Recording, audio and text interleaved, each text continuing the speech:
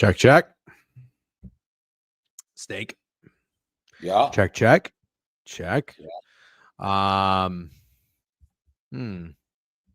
Well, W streamers, here we go. Working. We hear a voice. Sounds better. Okay. Are you having Wi-Fi issues with Verizon? This could explain something. There we go. Oh, God damn it.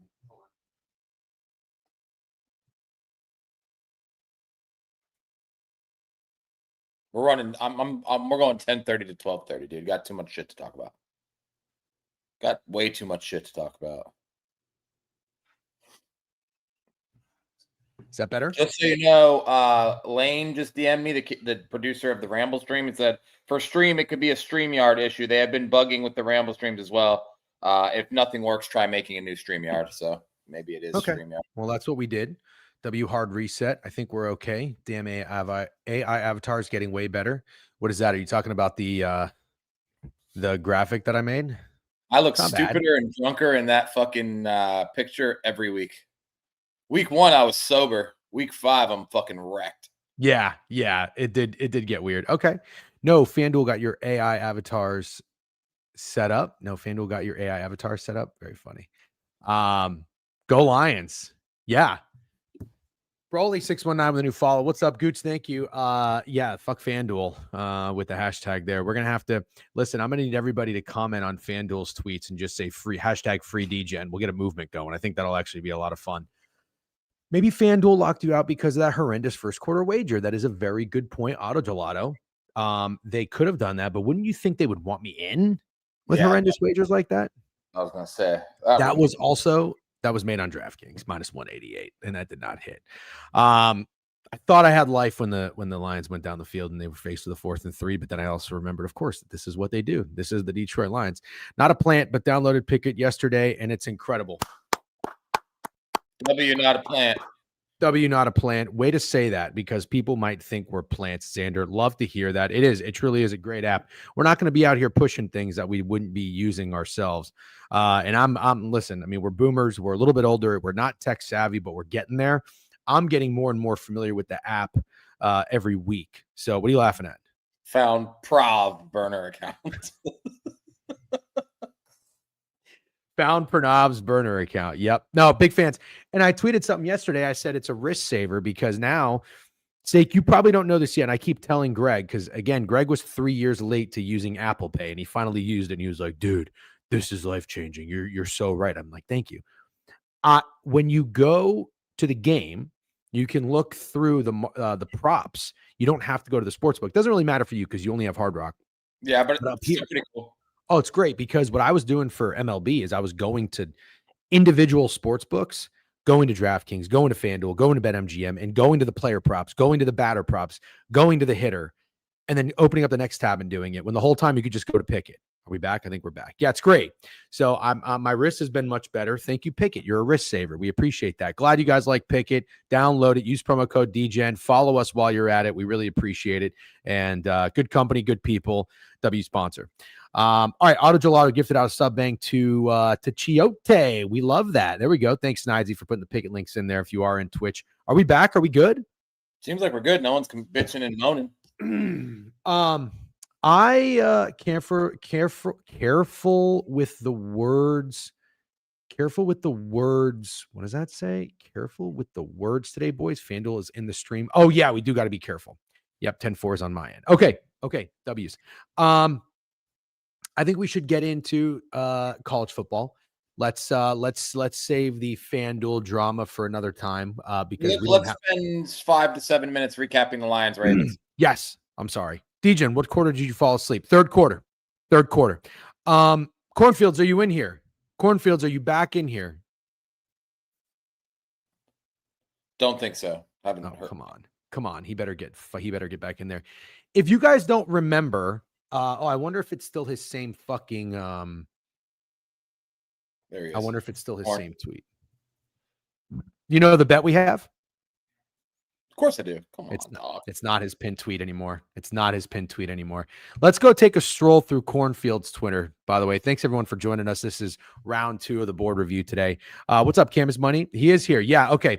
So, listen, Cornfield's a great guy. I know back-to-back days that we're kind of shitting on him, but I do want to give him his flowers. He had a phenomenal wager yesterday in this game. What are you laughing about? Back-to-back days shitting on Corn is funny. Yeah. Well, we have a friendly wager, and he retweeted this September 7th. It said, "Are you concerned yet?" Here it is. If the Lions win 11 or more games, I'll throw on a cop uniform and stand in Times Square for 3 hours promoting DGen Weekly like I'm writing CLV tickets. If they don't win 11, I have to dress up as the naked cowboy and strut down Broadway in Nashville like it's my full-time job. My wife will be okay with this because she wants an excuse to go to Nashville. Deal, partner, or are you scared of a little denim and shame? No, I'm not scared. Fuck am I scared about? Week 1, Lions are getting killed by the Packers. Not killed, but, ragdolled a little bit. And this guy's already asking me if I'm worried. I don't even think the game was over yet because that was a 4:00 game. JMO first quarter bang. Yep. And I do want to say to Corn, phenomenal wager yesterday. He had a POD. Jameson Williams, 20 plus first quarter receiving yards, plus 280 for half a unit. That hit easy. So great job. Soon, couple weeks. So the Lions we have a hype train. Thank you guys. Appreciate it. Would you like the updated odds? I think they're still 10-1. They're minus 130 to win 11 games. That's what we care about, right? Oh, I'm sorry. Yep. They're minus 130 to win 11 games. Either way, regardless of who wins or loses, I think you're going to win. But regardless of who does, I'll make the trip for sure. No, it's not me victory lapping over wins. Anything could happen. They could win 8 games, 9 games. They could get injuries. I'm not cashing this. All I'm saying is I'm pushing back at Cornfields because he was victory lapping, not even week 1 in its completion, just the first half of week 1. So the Lions are now 2-1. Great response. But listen, if you watch that game, awesome football. Didn't go how I thought it would go. I thought it was going to go under. Steak, nice parlay. I don't know that you hit. No, you can't say victory lapping week 3. You were victory lapping the first half of the season. Get fucked. Damn, dude. I'm going to do too much backing up DGen, but I think he's right about this one, Corn. You don't have to fucking be scared and tiptoe, dude. Well, I think he gets to chirp week 3, if we're being fair. Let's just chirp every week. I think the most fun way to do this is if you guys chirp each other every week. How about this? How about you don't have to say, "Oh, I'm scared, I'm backing up DGen too much." Just call it like it is. Corn is being a little bitch right now. He was victory lapping. I hate when Steak and DGen agree, bro. I know. It doesn't suck. It doesn't suck. The chat was coming for our ass for hours yesterday. That was pause. Now now you know what I've been dealing with for 3+ years, bro. It's a lot. It's a lot to get in here every day. 5 days a week, 6 days a week, and fend these fuckers off every now and then. They come for your ass. So, anyways, great job by the Lions. Even though they allowed 30 points to the Ravens, I still think the defense played pretty damn well. How many times did they sack Lamar Jackson? 5, 6, 7. Absolutely incredible. Actually, I think that's the most incredible takeaway. Absolutely fucking incredible. I'm going to tell you, I'm going to disagree with you here, respectfully. Yeah. You want to know what I think is incredible? Let me pull up the box score because I want to be 100%. You're a stupid piece of shit. I'm going to tell you what I found most impressive. I'm most impressed by a Detroit Lions team. You ready for this, chat? Kev, Tyler Sick Money, go ahead, get the lube. I'm about to glaze, as the kids say, the Detroit Lions. This is what I find so impressive. The Lions, without Ben Johnson, without Aaron Glenn, but let's just focus on Ben Johnson for a second. Dome team, on the road, prime time in Baltimore, raucous atmosphere. What's Lamar's Jackson against NFC opponents stake? Do you know it off the top of your head? 20-1, 19. No, 24-2, even better. You know what the fucking Detroit Lions do when they go in here? This is amazing. They run the ball, and this is why I love this fucking team. Ben Johnson, no Ben Johnson, doesn't matter. This is why we say they are a well-oiled machine and why we are believers. And why Cornfield, I'm not going to say he's a moron, 38 rushes for 224 yards. That is 5.9 yards per carry. 38 rushes for 224 yards on the road. Dome team, new offensive coordinator, primetime football. Derrick Henry, what did he have? The Ravens as a team, 85 yards. 85 yards. That's more impressive to me, dude. Then the sacks, or the sacks are more impressive? I think the sacks and the defense from a Lions defense that everyone said sucks, that lost their defensive coordinator, was much more impressive. That they held Lamar Jackson and Derrick Henry to pretty much nothing after that initial touchdown run. I'm not taking anything away from the running game. The running game was awesome, but I think if you would have told me going into yesterday that the Lions sacked Lamar Jackson 7 times, I would have told you that's not possible to do. Fair. I don't disagree. There's just no way that's ever happened before. I don't disagree with you that that the defense needs to be celebrated. I mean, it was an unbelievable defensive performance. And again, they scored 30 points, but did they really score 30 points? I mean, they got a garbage time touchdown. Gotta say it. I gotta say the thing that everyone's gonna be mad, but back to Malik brought it up. Is Derrick Henry washed? He's fumbled away 2 games this year, and not just that, bro. He couldn't get in from the one twice, and then they ran a pitch to this fucking guy, and he couldn't get in there either. With the exception of like 2 huge runs against the Bills, Derrick Henry looks mediocre as fuck this year. He got shut down by the Browns after they talked shit to him, and he certainly didn't look good yesterday. And those fumbles are bad fumbles. 2 of the worst fumbles you could have in the first 3 games, if we're being honest. Yeah, I want to point this out. That throw by Jared Goff on that 4th down, because it was a great play design. I got to give Marlon Humphrey is a good player. He really is. He sniffed that out. And he held Amon-Ra a little bit. I love Amon-Ra. How can you not love Amon-Ra? Yeah. But he was blocking. He blocks on run plays. He comes in motion and he blocks down the line of scrimmage. He did it on the first touchdown that Jahmyr Gibbs scored on. They were basically setting up that play, but they play action at this time. This is beautiful. This is brilliant. And then Amon-Ra releases and goes down the field. Humphrey sniffed it out and he held him a little bit, but it was at the line of scrimmage. Whatever, fair play. I'm not calling for a flag. Jared Goff sees it.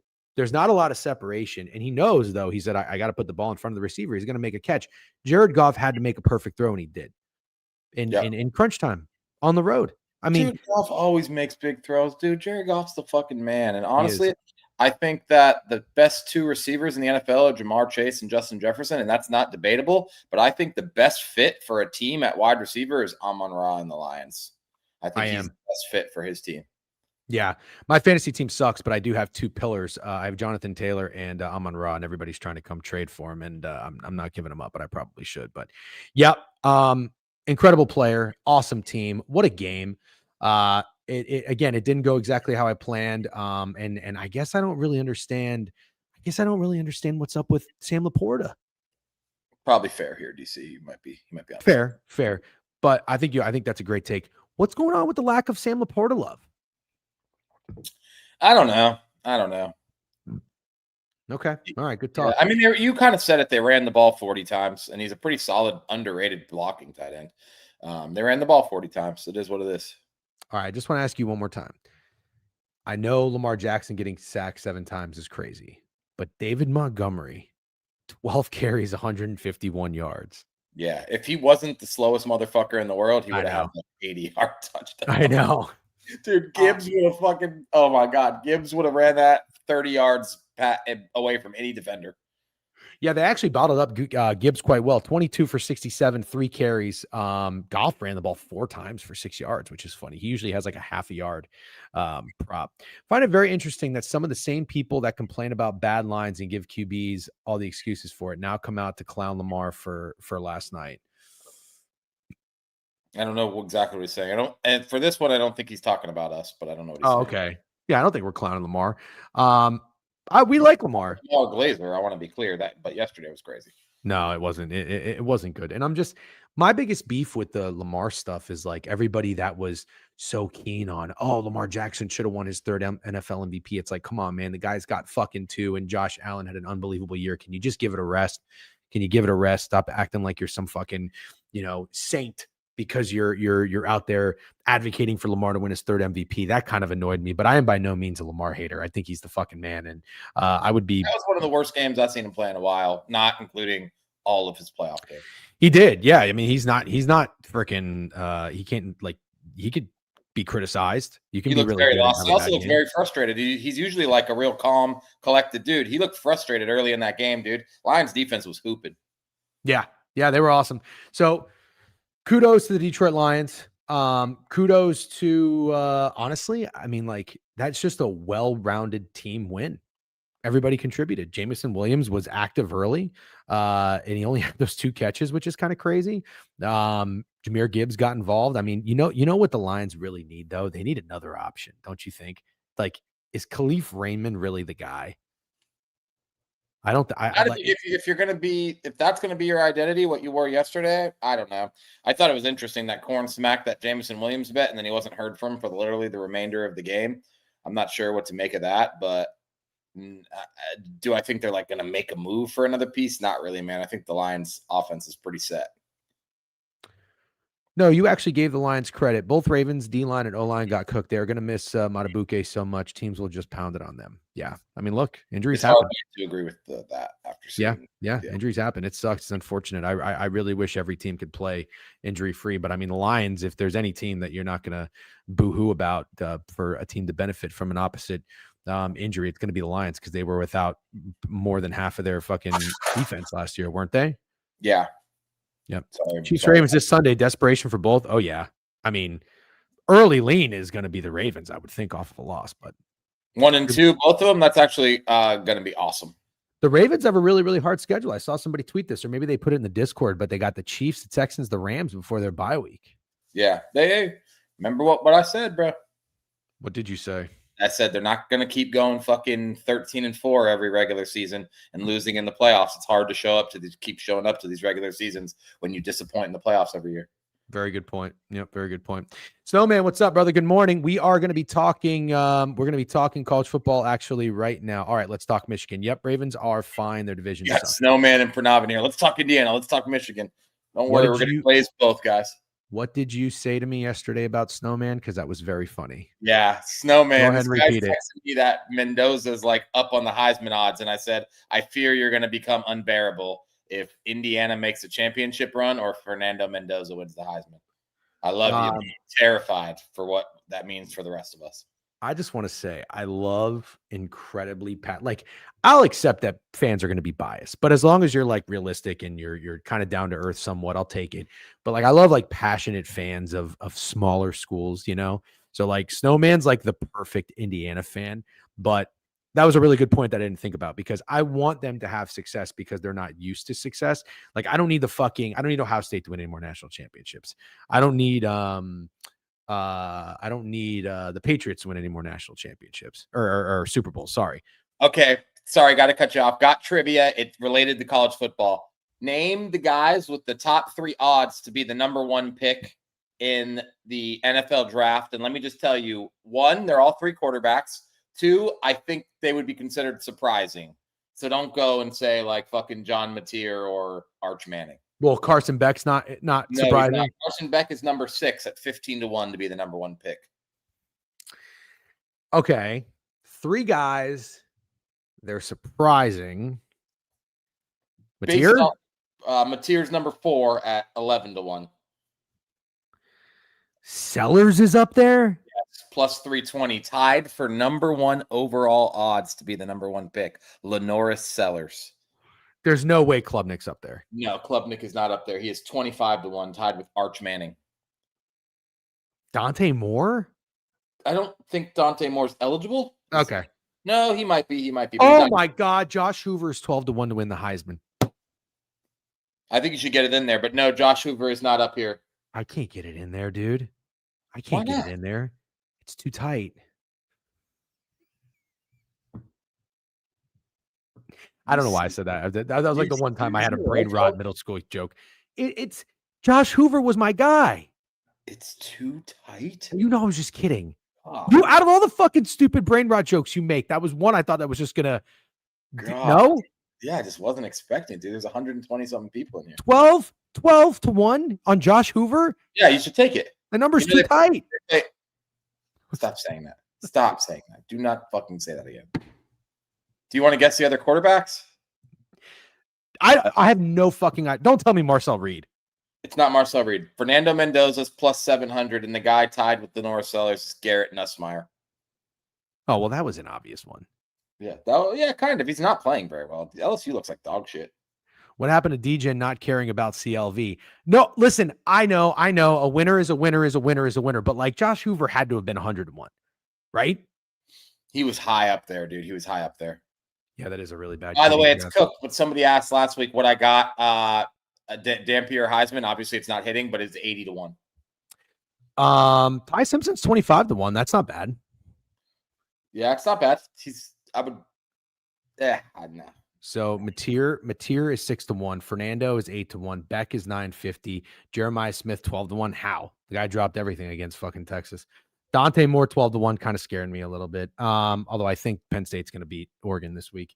Hoover 12-1. Gunnar Stockton 14-1. Marcel 14-1. Marcel Reed is not the Heisman. Sorry. I see some people saying Taylon Green. You're not going to like this, and we're going to talk about it. But if you like Taylon Green, I think you should invest right now because I think this motherfucker is beating Notre Dame this weekend. And once he does beat Notre Dame, I feel like those odds go way down. What is Taylon Green right now? Gunnar Stockton, Josh Hoover. Where is this guy? Way down here. Holy shit. I can't even find Taylon Green. Trinidad Chambliss has better odds. Taylon Green, 80-1, dude. Squad ride. Let's put $10 on it. No. To be the first overall pick or to be the Heisman? No, to be the Heisman. He's not going to be the Heisman. Well, when they beat Notre Dame, I bet you that cuts to like 40-1. Joey Aguilar, 4-course Heisman feel-good story. I like Joey Aguilar. I think he's really, really good. What about Bo Prabula? One, dude. What about Bo Prabula? Where's he? 30-1. I don't mind that. What's up, JC Vols 1998, new follower and first-time chatter. Welcome to the board review. We might be taken down by the deep state FanDuel, but you came here just in time. Bo is like 30-1. He's kind of meh. If you like Green, shouldn't you also invest in the Hogs to go to the playoffs? Yeah. I'm not going to be doing that. I don't like Green that much. I'll be honest. I'm already talking myself out of it, but I do like him this week. Sorry. Steak, let's go recap some week 4 games. Shall we? Yeah. All right. Rice Charlotte. I'm just kidding. Please, no Rice Charlotte. Hold on. Oh, man, I had a great night of sleep, but last night sucked. I don't know why. I can only sleep like 5.5 hours. Hit the fucking wall already. All right, week 4. Here we go. Okay. Sorry. Hitting the wall. Don't say that. Oh, I know, dude. My head is killing me. Tulsa, Oklahoma State. Nope. Iowa Large came through. We love to see that. Don't sleep on my Louisville Cardinals and your boy Miller Moss. So we love to see Virginia Tech cover against Wofford. Big bounce back there. Texas Tech comes through outright. Utah goes down. You and I clashed on this one. Yeah. I thought 3 was so short for Utah at home, but you're right. Texas Tech had a lot of hype. I didn't realize how expensive their team was.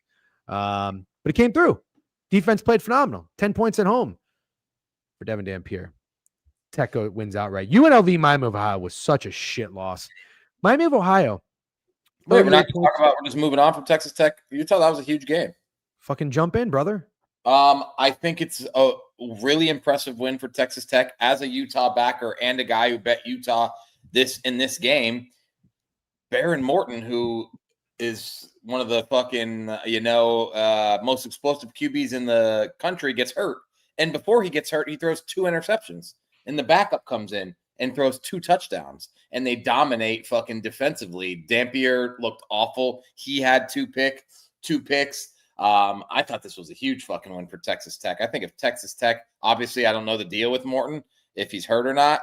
The backup looked really good, but that defense was impressive. And I know they got a ton of dudes in the transfer portal. I want to say they had like the number 2 overall transfer portal class. Well, all those guys are playing well, and Texas Tech is a fucking problem, I think. I'll keep an eye on him. Yeah, Will Hammond comes in 13-16, 2 touchdowns. Impressive. Very impressive. That Tech defense was flying around too, says WK in YouTube. UNLV Miami of Ohio. I had plus 2.5 on Miami of Ohio. I thought it was going to be them or Army. Played both lose. That sucks. In my opinion, you got insanely unlucky there. Yeah. 38 points, shut out in the fourth quarter, just totally shit the bed. But you know what, Steak? That's what we get. We were UNLV guys. We were Calandria guys. We faded our boy. Yeah, but I keep saying this every week. I'm just UNLV to win the Mountain West. Fine, whatever. How about the Syracuse Orange beating Clemson outright? Can I get a fucking little round of applause? Didn't take it. You can't fucking wager on New York schools in New York. I was gonna have Steak put it in for me, and I said never mind. But I probably wouldn't have put it in and just taken your action on the side. Listen, I know sucks for Angeli. Sucks for Angeli. He's a dog, but it wasn't even so much about Syracuse as it was. I'm so fucking sick and tired of Dabo Swinney. I'm so sick of this cornball goofball. Listen, Saban's a genius. He got out of there. He knew. He's like, listen, I can get all the recruits. I'll give you everything you want. I'll go give you fucking your entire family some fucking Escalades and Cadillacs, give you all the money. Dabo was playing dirty too. And now all of a sudden he's going to act like, wow, we're not going through the transporter. We're not doing all this. Guess what, buddy? The or the playing field is level. You don't have Deshaun Watson or Trevor Lawrence saving your ass. And everybody's got dudes now, and you ain't got nothing. You ain't got nothing. You got a cool entrance into your stadium. So does Virginia Tech. Sorry, crabs. But you're both fucking horse shit. Get out of here with all these fucking stupid ass rah-rah speeches. You're a cornball, Dabo. See ya. Got anything on that, or should we move on? Yeah, I'm not comparing him to Nick Saban, but you could definitely argue that the game would have passed Nick Saban by as well. The game has passed Dabo Swinney by. He's not going to be a championship level coach anymore, and we'll see when he goes. But I think he'll be getting sick here soon, if you catch my drift. Somehow, some way, Dabo Swinney's going to have some kind of health issues come up. Okay, interesting. I hope Dabo ends up at Notre Dame. Yeah, he would not. He's not even close. He's 55. Clemson might not make a bowl. Yeah, they shouldn't make a bowl. Meanwhile, Kurt Signetti is the motherfucking game like he's Johnny Drama. Yeah, we'll talk about him in a second. He is so cool. Army was a horrendous wager. I mean, they hung in this game. They battled. I give them respect for that, but good lordy wody, getting down fucking 21-7 in the first quarter, North Texas. Yikes. That was a newsletter play, and that was a loser. How about Memphis beating Arkansas outright? Great job. I know Javon was on it. We were like thinking about it, but we decided, or I decided really to stay off. You're a Taylor Green guy. We hit Memphis the week before. Yeah, I took Memphis this week too, just to be clear. Oh, good. But this was an ultimate sandwich spot, ultimate for Arkansas. They just played out Ole Miss. Now they had to go on the road to Memphis before a big game against Notre Dame. Great job. Tip of the cap to anybody who put their head down and played the Memphis Tigers. How about my TCU Horned Frogs, baby? This is my team that I'm on. They're over win total. I'm on them to win the Big 12. Wasn't beautiful, but it was good enough. Let's put it that way. Yeah. And we had the under as a newsletter play. We hit that. I heard we got extremely lucky. TCU could have had a pick six, but the guy ran out of bounds. That's absolute horseshit. Anybody who said that was, first of all, if you hit the over, you got lucky. If you hit the over in that game, that you got lucky. They scored like 28 points in a matter of like 4 football minutes. The game was over. Every time somebody intercepts a ball, they run out of bounds. They could have had a pick six. Every time someone intercepts a ball, they stop there and the game is over. Nobody runs that back unless you're the Philadelphia Eagles blocking a field goal. But no, we did not get lucky. The under was quite literally always the correct read. Yep. I love Josh Hoover and I like Sonny Dykes. Wisconsin can get fucked. Horrendous. Can get fucked. Oh my God. Listen, this is what we try to do as sports bettors, okay? We want you to learn a little bit something from us, from our experience, not so much our expertise, but more so our experience. You gotta value coaches and coaching staffs. This is something as a young lad, you never give a shit about. You look at the players, you look at the points, you just want, guy to throw the ball, guy to run the ball. Coaching. Yeah, we press Wisconsin because we read lines, but you know what? What you have to do is take the line out of the equation sometimes and think about who the coach is. Luke Fickell is a disaster. I heard someone say it took 3 years to destroy something that took 30 years to build. Wisconsin having this identity and having respect in college football. What a disaster. The good news is I have Wisconsin under 2.5 conference wins. And if you look at the rest of that schedule, they ain't getting that. Remember when Wisconsin was minus 11? Yep. They're terrible. Loxley is not a good coach, good recruiter, though. Yeah, Gundy and Fickell are dead men walking. They sure fucking are. We'll talk about that in a second. That's a Warren Buffett quote. Which one? Yeah, he's awesome. DJ Love, Malik Washington's awesome. Yeah. UAB, how about UAB plus 39.5? I mean, Tennessee scored 56 points. It's not like it was a look ahead spot. That was kind of my angle on there. I'll take it. I'm not going to tout it too much. They got down 42-7 at halftime and they fought back. Love to see that. Oregon under was a play for me. You had the Oregon State team total under. Love that. Love that. Their defense bounces back after letting Northwestern run all over them. But and Oregon State's just horrendous. They're just a bad team. Look ahead spot too a little bit for Oregon. I don't think they covered. No, they didn't cover the 35 or the 34.5. Obviously, 41-7. They got Penn State coming up next. Should be an awesome Saturday of college football. It was always the Michigan Wolverines. Always and forever the Michigan Wolverines. Got dicey in that second quarter, though. I didn't watch much of this game. 17-17 at halftime, but then it looks like Michigan took control. Steak, you watch this game. I'd love you to give me some or give us some feedback on it. But shout out Pranav if you're still in here.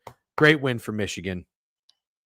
Yeah, Nebraska drove down the field the first drive of the game and went for it on 4th and 2 or 4th and 1 and didn't get it at that exact moment. I knew the game was over.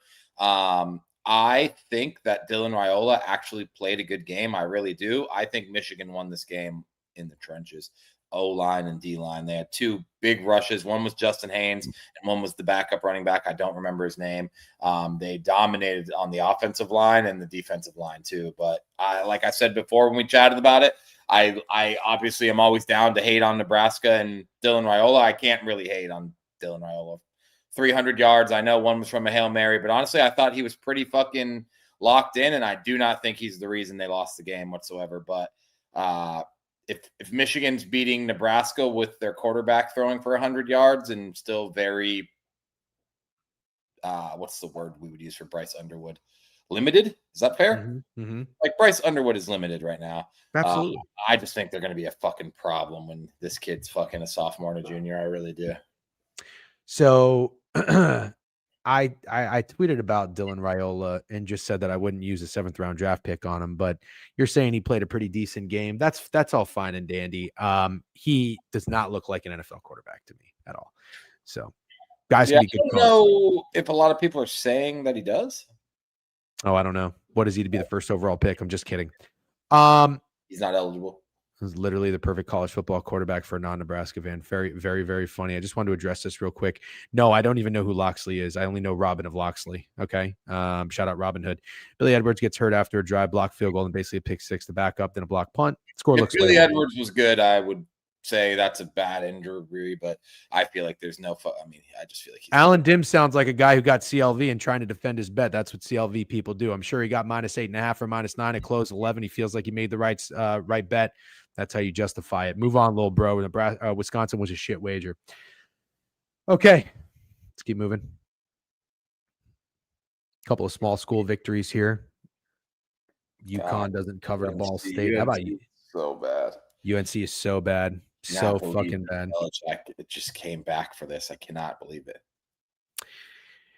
It was always Notre Dame team total at home, beating up little brother Purdue. But I guess they did cover the spread too, depending on what you got it. I saw -25, -24. They got close, shut them out in the third quarter, which was nice to see. Left out Allen writes a blog post and DGen reads everyone. WDGen. Yeah, well, you know. Hey man, 30 to Purdue ain't great, man. No, 30 to Purdue ain't great. This defense has got problems. Dude, the problem is Chris Ash, and they kind of are lacking some dogs, which is unfortunate. I think Taylor Green's going to smoke these guys.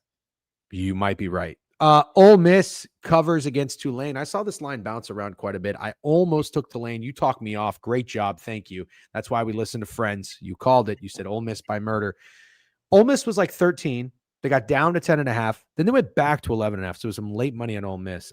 Tulane, big letdown spot, but Ole Miss too. I mean, they got a backup quarterback. It was a big number. It was a lot of respect. I think it was always the under in this game, which was 61-62. Lands 55. How about Oklahoma and Auburn? It was always Auburn large. And fuck you, FanDuel. That bet was on DraftKings. Thank you for the 7.5 -130. And thank you to Pickett for showing me the best line out there. Make sure you download Pickett. Go to the events tab. Go to college football. Click the spread. It'll show you where the best number is. That's where I found 7.5 for Auburn, and I got very lucky. Steak, you got 6.5 for Oklahoma. You got very lucky. I got very lucky. So my takeaway real quick, Trinidad Chambliss, the backup for Ole Miss, is fucking a baller. He might be better than Austin Simmons. They're favored this week at home against LSU. That's going to be interesting to talk about. What was the next game? What we just talked He was about? 17 of 27, Oklahoma minus 307, 2 touchdowns and no interceptions. But just so people know, 14 carries, 112 yards, by the way. He had a 40-yard rush. Yeah. I think my most impressive takeaway from Oklahoma Auburn is that Brent Venables fucking made this turned out a good defense in Oklahoma, and now they're fucking playoff competitors for that reason. I like John Mateer. Don't get me wrong. I haven't seen, I guess, and maybe I'm going to sound like a hater. I haven't seen anything where I'm like, wow, this guy is the best fucking quarterback in the country. I really haven't. But I am really impressed with the coaching John Venables is doing, and that's me, a person who is a Venables hater. Like, I had this guy first coach to get fired. I didn't think that he would be able to bring that defensive intensity to Oklahoma. That's what impressed me the most. I think Oklahoma's a good football team. Still not all the way in on John Mateer, if I'm being completely honest with you. Yeah. No, I'm with you. Not out either. Not out either. Wait. You said you're not all in on John Mateer? I'm not all in on John Mateer. No. Oh, I disagree. I think John Mateer that's totally fine. Most people do. Oklahoma's solid. Yep. Mendoza's best quarterback in the country. Okay. It was always Duke. Great job to anybody who played that. You were right, Steak. You sniffed it out. You said NC State is super soft and fraudulent. Game soars over, and Duke covers the -3 fairly easy. Duke also isn't bad, man. They're not. No, they're not. They're not. It's unfortunate. I don't know if they're going to go under their 6.5 win total, but they're not bad. It was always Temple the week after everybody got burned on Temple. Fading Georgia Tech, a little bit of a look ahead spot there. Got the 24.5 or 24, whatever you end up getting. They lose by 21. We'll take that. It was never getting cute with FIU. I didn't, thankfully. And how about Kansas? Newsletter play there. Official Kansas, big, large, -13. Shout out to the giveaway winner, Jam. Gave him $100 via PayPal for the giveaway video where I snuck that bet into the song. Thank you guys for playing. That was very fun. Any takeaways in that game, Steak? I didn't watch it. Yeah, West Virginia's really bad. I don't know how they beat Pitt. Can't figure it out. They're a really bad football team. The game that I said the button I said nobody was going to want to press was South Carolina +9.5. I felt like that line was really short. I didn't have the balls to do it, but they almost fucking won outright. They had the lead going into the fourth quarter, and they cover 29-20. They covered the 9.5. Congratulations, anybody who got nasty with the Gamecocks. Any takeaways there, Steak? Sad season for South Carolina. It's definitely going off the rails for a team that some people had going to the playoff. Yeah, that is unfortunate. Vanderbilt does not skip a beat. 70 points to Georgia State. I will not be fading at all the rest of the season. One Diego Pavia. Arizona State, unfortunately, squeaks out that win against Baylor. That totally sucks. Yeah, that sucked ass. Yep. We got to give a little bit of credit to this running back is good. Levitt played a nice game, 22 of 32. 221 yards and a touchdown. Robinson played good. Well, not good enough, but 25 of 39, 250, 3 touchdowns. And Washington, 17 carries, 111 yards. But that defense could not make stops when it mattered. Yeah, they're very bad defensively. Big bummer for the under in Arizona State, but we will still keep the faith. Baylor defense. TCU this week. Oh, wow. That's right. Yeah, that'll be fun.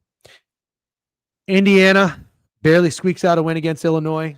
It was a dogfight. Illinois made them earned every second of it. Just kidding. What a thrashing. 63-10. Congratulations to Snowman. Congratulations to Fernando Mendoza. What a game. 21 of 23. They put it on him. I didn't know Cignetti hated Illinois, but God, I love Cignetti. I really do. I wish he didn't make his schedule so soft and adopt the SEC model. It's kind of weak, but incredible job. Any thoughts here, Steak? I mean, Cignetti's a dog. Fernando Mendoza looks good. That was crazy. Every second of that was absolutely insane. But the thing is, man, I know it's tough to say after a game like that, but I'm going to say it. Illinois is good. They are? Yes, they are. They're good. That's what's so crazy about a win like that is Indiana just smacked them up, and they're not trash, man. They're good. I think you're going to see that. Like, I think this line next week with USC is a complete overreaction because of how bad Indiana smoked them, dude. But I mean, bro, I am not going to be the guy who is out on Illinois after one horrible game. It was one horrible game. But man, I come out of a game like that saying Indiana's good more than I say Illinois is trash. And I know that's a hard take to stand on when you lose 63-10, but fuck. Indiana made every play at every opportunity and did every single thing right. Interesting. Yeah, I mean, it's funny to hear that from someone who didn't watch the game to say that you think a team that lost by 53 points is still pretty good, but What are you talking? What are you talking about? you said Someone who Illinois didn't is watch the good. game? I watched the game. No, telling somebody who didn't watch the I was like, game. dude, you fucking calling me out right now? No, you all will learn soon enough, brother. We had the over 5.5 last Yeah. year. I wish you knew me last year, Snowman. I'm kind I of sad know we didn't know each other. the new powerhouse is We would funny. have Well, been best friends, dude. I would have grown my hair out and shit. I had an Indiana fucking super fan podcaster on here, Hoosier Hysterical, talking about Signetti. He interviewed Signetti on his podcast. It was great. Okay. Anyways, I bet I try to fade Washington here on a look ahead line. With Ohio State coming into town next week, horrendous. No zero fun here. Washington wins the game 59-24. This guy Damon Williams is so fucking good. Dude. So I had this game on in the background this weekend, and I just could see a couple plays. Man, they were bad motherfuckers. Washington went in there on a mission. They were hitting hard. They were running hard. They were playing hard.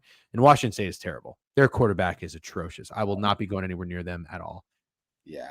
It was They never left the Pac-12 for dead. This poor fucking Washington State and Oregon State. They're two of the worst fucking teams in the country. Yep, absolutely. Eastern Carolina plus 6.5. I thought about it. Seemed like a pretty nice spot to fade BYU. Turns out it was not.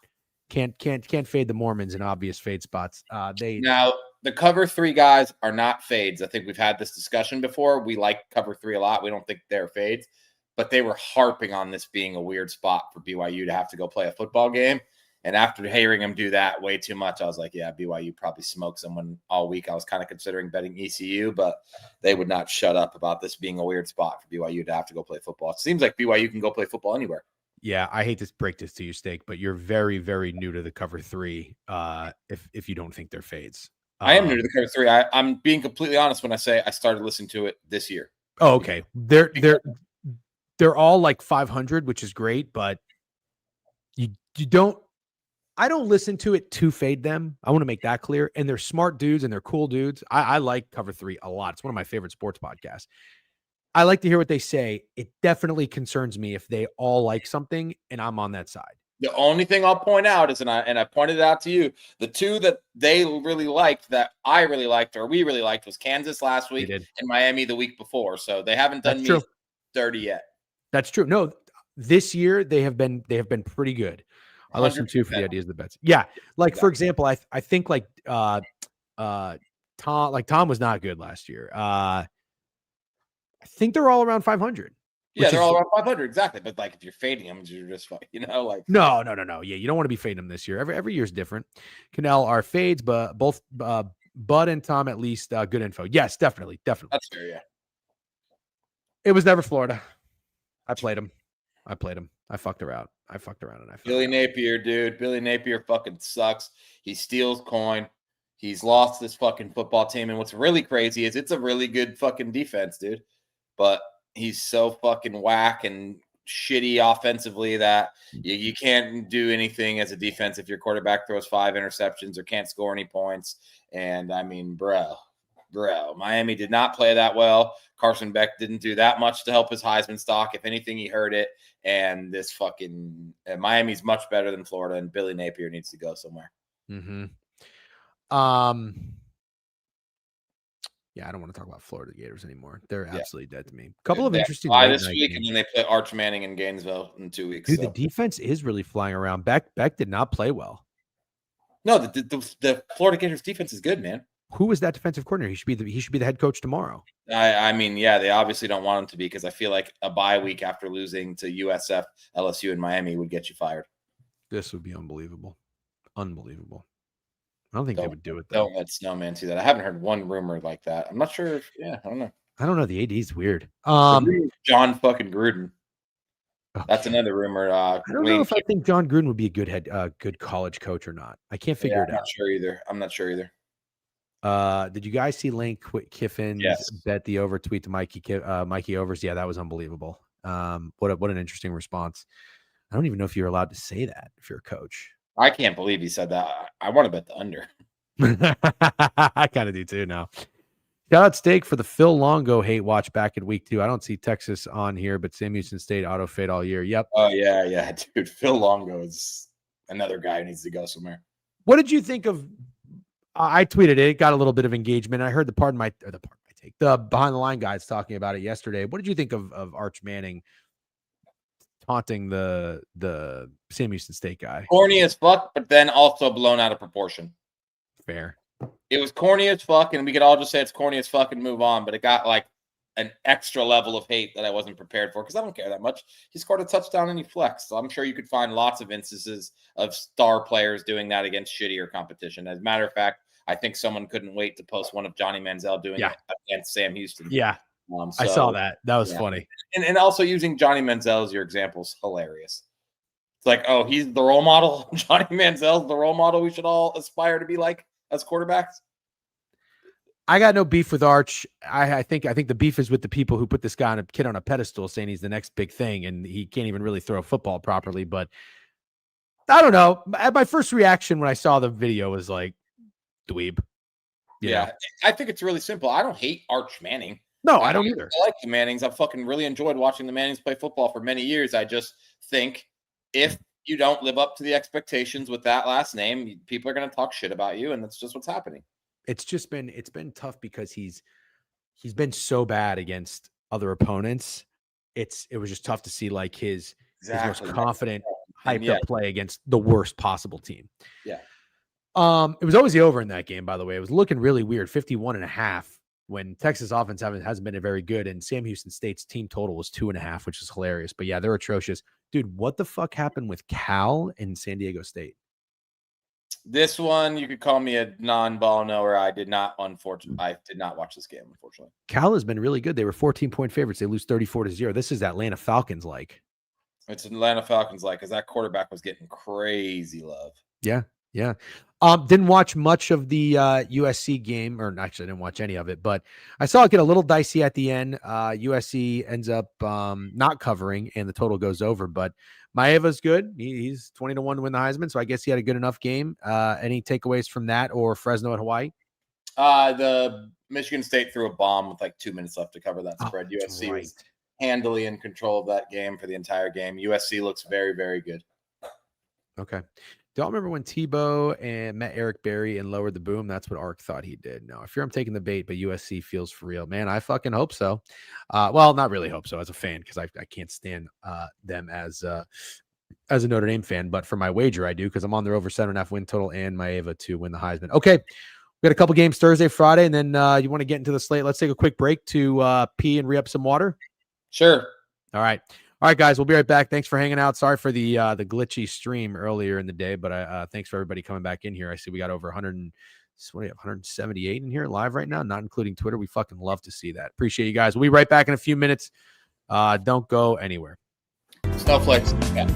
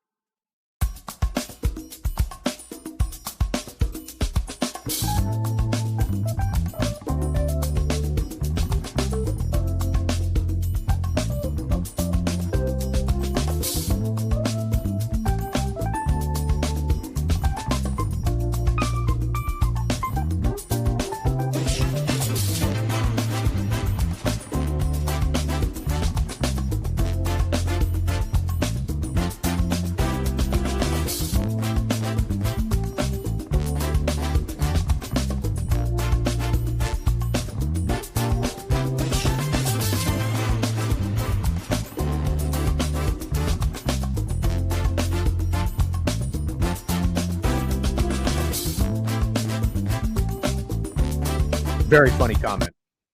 Very funny comment. Okay. Wow. 43 comments in the chat. What did you have everybody saying, Steak? Nothing. Uh-huh. Oh, this is a new thing, huh? This is a new thing. Oh, snowman emojis. That's cool. I would like to get snowman on here. What did we say we were going to do it for? Oh, prop talk. Yeah, because I'm not here this Sunday. You're not here this Sunday. That's right. You're not here Friday? I'm going to stream with you Friday, and Saturday I'll be gone. You should have corn and you should have snowman. No. Corn is on probation. Corn is on probation. So, all right. Let's get the tabs up. Let's get into college football week 5. I think overall, Steak, what were we in the newsletter? Were we 2-1? 2-1 college, 2-1 NFL. 2-1 college, 2-1 NFL. Shout out Greg for fading the fucking Detroit Lions, moron. I'm gonna pick it up. Pick Pro, gonna show us all the lines, where the best line is. Show my calendar as well. Too bad I can't access FanDuel anymore. Those motherfuckers. Hopefully figure that out a little bit later. And Steak, you want to pull up? Actually, what do you typically pull up? You pull up Pro Football Focus, PFF? Yeah, I usually do have that open, but I usually don't tell people. So then I act like I actually know the stuff. Yeah, listen, I'm not kidding. Go out there on FanDuel's Twitter and just spam free DGen. I think it would be a great movement. And then I'll hit up one of their customer service agents. So we'll figure that out. Okay, let's get into it. I'm going to pull up the board here, and we are going to start with week 1. Steak, since we're streaming Thursday, let's skip the Army ECU game on Thursday night. You cool with that? Yeah, I'm very cool with that. Okay. We've got Florida State, Virginia. Florida State is a 7-point favorite on the road against Virginia, it looks like. I'll pull up Pickett to double check that. 6.5 on FanDuel, minus 122. FSU is 3-0, 3-0 ATS, and Virginia has been pretty good too. You could have said they had a look-ahead spot last week. Didn't matter. 48-20 took care of business against old Stanford, coming off their season-high win. Any thoughts on this? I mean, do you think the spread might be a little light, or do you think that's a lot of respect? This is my squad, dude. FSU? Yeah, Virginia. Come on, put some respect on my name. I took them last week. I've been telling you about Virginia since the beginning of the year. Took them against Coastal Carolina. Chad Morris, 8 touchdowns, 1 interception. He's balling. They could have beat North Carolina State. People are sleeping on Virginia. The problem is, I think FSU might be good, but nobody's sleeping on FSU. They had one of the biggest wins you could have. They beat Alabama week 1, and then they've been coasting since then, 77-3 against Bishop Sycamore or whoever the fuck they played, and then 66-10 against Kent State.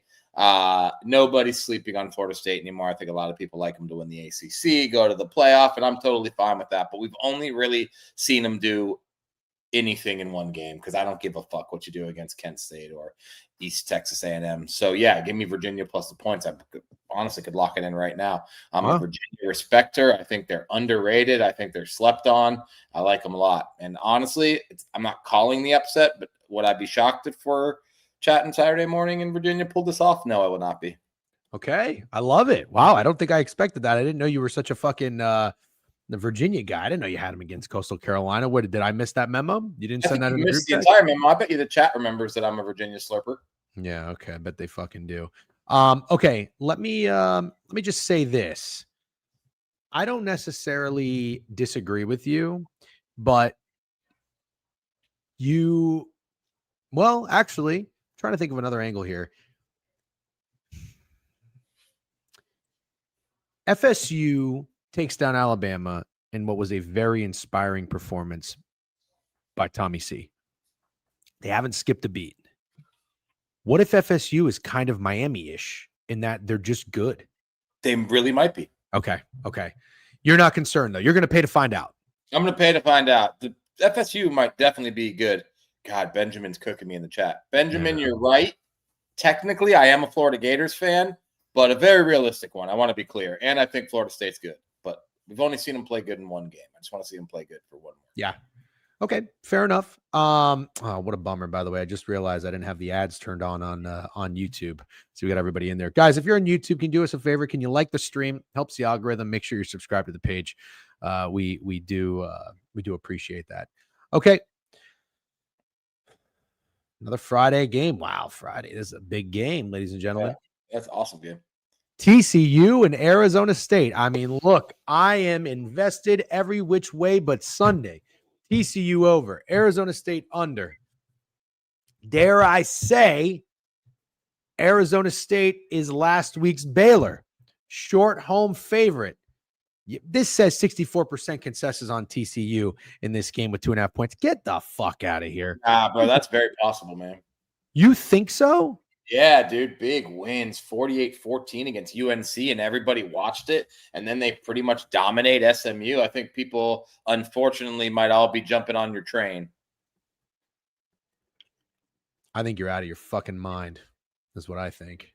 Nah, I'm not. Well, I am pulling up the Pickett splits. Looks like you might have a point. So we've got, here they are, pretty split. Well, actually, Arizona State looks very sharp. Low tickets, higher dollars in both spread and money line. I'm surprised how many people are on this under. I think I like a shootout.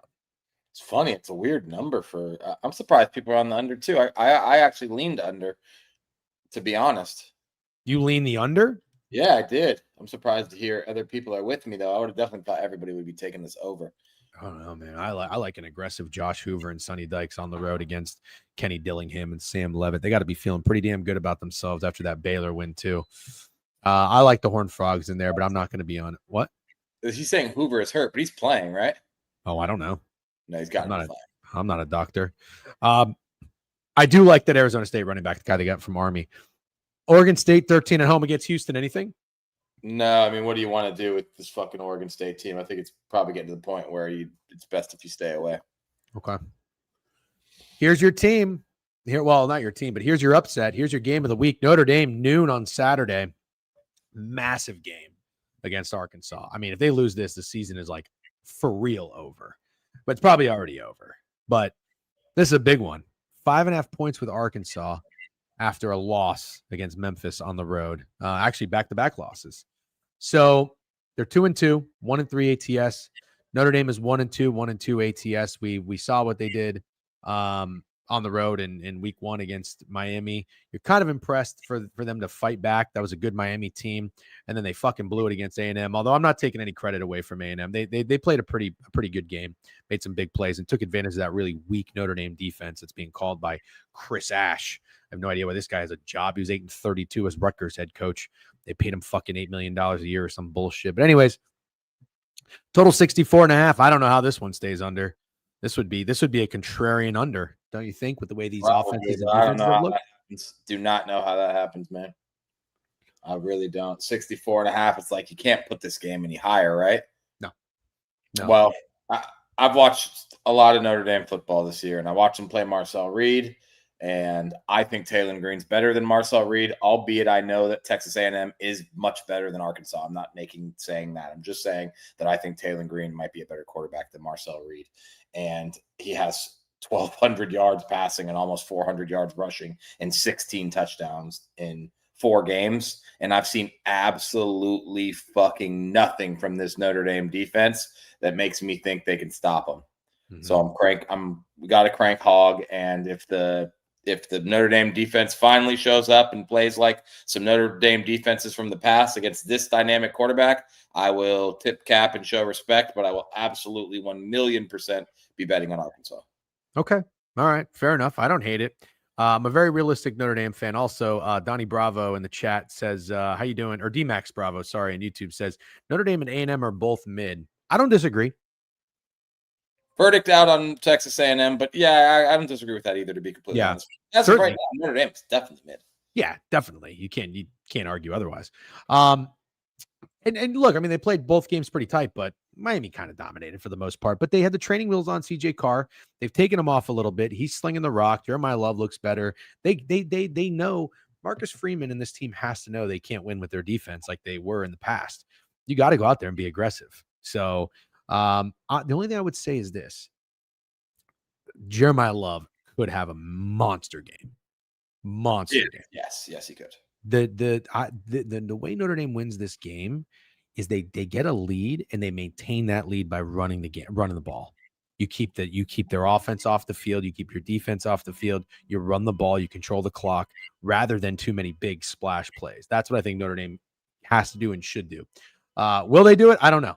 I don't love the way Denbrock and Ash are coordinating this team. But anyways, let's keep moving. Sorry about the car alarm. If you guys can hear it, nothing I can do. Minnesota 5.5 at home against Rutgers. I don't know what you had in that Rutgers game, Steak. I did hit Iowa. Over. Yeah, the over. Yep, nice job. So now they're on the road against Minnesota, and I think Minnesota's coming off of a loss here in is it in Cal? Yeah, they got beat up pretty good, and they're 2-0 at home. They played a couple of nobodies, and it looks like they had a bye week after Cal. So you'd probably lean Minnesota here in a get back spot. And Rutgers has looked pretty good. I don't know. You think Rutgers is going to be a trendy dog, or Yes. you do? So you think this is a lot Alec of Manus revenge game. Oh my gosh. I can't believe that narrative escaped me. And honestly, he's playing really good football. 7 Yeah, he touchdowns, is. 1 interception. It's not the reason they lost to Iowa. It's because Rutgers literally allowed them to score 38 points. But yeah, I like what I've seen from the Rutgers offense. And yeah, I like a bounce back from Minnesota, but I am pro Minnesota. So anybody who doesn't like that, keep that in mind. Okay. I said I was backing PJ Fleck on a game-to-game basis this year, and this is looking like definitely one of those times I'll be doing it. Okay. Rutgers defense is brutal though. Yep. No, that's true. It is, yeah. Okay. North Texas 13 against South Alabama. Could this be Just this week's? clear, Aloha. I don't disagree with another overlook at all. North Texas could be this week's Kansas. Big spread. Looks like they're South Alabama's 1-3, 2-2 ATS. North Texas is a pretty good team. I got no reason to get to fade them. How about you? No reason. We tried with Army, and we're not going to keep doing that. Yep. Yeah. Somebody said the Duke line is speaking to me. Duke is -5.5 on the road against Syracuse. If Angeli was playing in this game, I'd probably double down and take Cuse with the points, but I don't know if I can. I don't know if I can. I mean, I don't necessarily love Syracuse's defense. I keep saying that. I really like their offense, but Fran Brown, big coach, huge letdown spot after just beating Clemson. You'd have to think you like Duke here after kind of getting it together and getting a win after, I think was it 2 straight losses Duke had? Yes, Tulane and Illinois. That's right. I hate to say it because I'm a Duke fader, but I think I lean Duke in this one. How about you? It's funny. We're on weird sides of it, I guess. So this kid Ricky Collins, who I'm guessing is the starting quarterback now, came in and went 3 for 8, 34 yards and a touchdown. And it's funny because I've been sitting here telling you pretty much the entire year that I'm a Duke respecter, not a backer. I just think they're decent. And so this would seem like a point where I'd want to take them, but don't you kind of got to take Syracuse here? I mean, I hope so. Brown talked his shit, bro. Talked his shit, had the great quote about, well, Canelo was supposed to win too. And they went and beat Clemson outright. He loses his quarterback for the season. Now he's got to go into this game against Manny Diaz with his backup quarterback. And honestly, man, he might just be one of those guys you got to back in this spot. Mm-hmm. I had no beef. He had the best narrative. Whatever he spun around for his team to win that Clemson game, it was perfect coach speak. And now he's got another really good opportunity here as underdogs. And honestly, man, I kind of like Cuse. That's just so hard to think that Syracuse is going to follow up a win with Duke at home after a win on the road against Clemson with a backup quarterback. But maybe that's why it's contrarian. Yeah, I'm not even trying to be that contrarian because I don't think betting Syracuse +6.5 after they beat Clemson outright is that contrarian. I'm really not trying to be. I believe you. I got nothing, but I hope you're fucking right. All right, we stay in the noon slate, and now we have Illinois in a bounce back at home against USC. USC with a lot of respect here, -6.5 on the road. Oh boy, this is a really good noon slate. It's really good. I think I got to stand on business here. Don't you have Illinois? Oh yeah, you said I do. I think this line is a gross overreaction. Do it. I do. I have to take Illinois. I just think it's a gross overreaction. USC looks great. Everyone's excited about them. Illinois just got absolutely curb stomped by Indiana. I'm going to go ahead and go the way of respecting Indiana for that win and not shitting on Illinois completely, a team that I think is a good football team that could win 9 games. So I will take Illinois with the points and just assume that spread is Vegas overreacting to that beatdown. So here's my question. I'm gonna play you. Okay. You would tell me, you would say, hey, DGen, if I would have told you in the offseason that USC would be minus 6.5 on the road against Illinois, you'd think that's fucking crazy. I would say we were cooked, or I was cooked as an Illinois investor. You're absolutely correct, but that's why I'm using the term overreaction. Fair enough. But you're 100% correct. The line's crazy. It's crazy disrespectful. If it was in fucking California, sure. At Illinois, it's so much respect for USC. I almost think you can't give USC that much respect personally. This is one of the crazier lines I think I've seen. I'll put it this way. Crazier overreactions I've seen in some time. I wish you, actually, no, I don't wish you good luck because I have USC's over win total. Get fucked. I hope you lose your wager. Sorry. Well, I can win my wager and still lose the game, but oh yeah, that's true. Okay. Well, I'm gonna root for freaking fairies and pixie dust and unicorns and everything's jolly. It's not fairies and pixie dust. Sometimes teams win games and they don't cover spreads. Yeah. All right. Well, USC by murder. Kansas State minus 6.5 against UCF. I'm so done with Kansas State, but doesn't it feel like Kansas State here? I mean, UCF is not good. You couldn't pay me, dude. You couldn't pay me to bet this game with your stolen FanDuel money. You couldn't do it, dude. I would not bet this fucking game no matter what. Yeah, I wonder what FanDuel's going to do with my funds. It's just going to hold on to them. Maybe they'll invest them. Okay, total 50, pretty low. Maybe Taylor Lewan gets a bonus this month. Yeah, no shit. I would probably lean under in this game. You think 50 is a little short? UCF Kansas State? Yeah. Lean under? I don't fucking know, man. Yeah, I guess. I don't want to talk about this game. Don't bet, idiot, fuckface morons. Yeah, you're absolutely right. Yeah, okay, fine. We won't fucking talk about it. Georgia Tech on the road, 14 against Wake Forest. I kind of lean Wake here. Wake. Have fun, brother. Robbie Ashford, that is like the betting on Billy Napier. Have a good time. He's so fucking bad. I think you had your fun fading Georgia Tech last week. I do not think you should do it again. Well, let me just give you some food for thought here. They're college kids.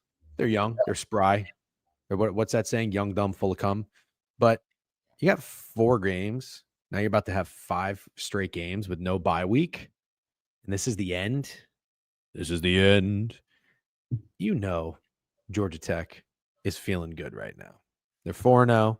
In their mind, they're 5-0. They're going to beat Wake Forest. And they want to get into the bye week. They want to go out. They want to have some fun. They want to talk their shit. They want to walk around Georgia, Atlanta, wherever the fuck this is. Well, it's obviously in Georgia. And they want to feel good.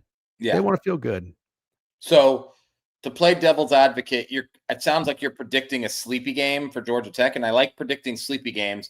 But there was this time last week where the Packers were up 10-0 against the Browns. And I called that as my sleepy game. And I said to myself, like, oh my God, I nailed the sleepy game and I'm still going to lose the bet because the Packers are so much better than the Browns that it doesn't matter. And I'm here to tell you that Georgia Tech is so much better than Wake Forest and Haynes King is so much better than Robbie Ashford that you could get your fucking Georgia Tech sleepy game and they could still cover the spread really easily. And that's just, I'm not trying to talk you off because I'm not betting the other side, but I wouldn't do it.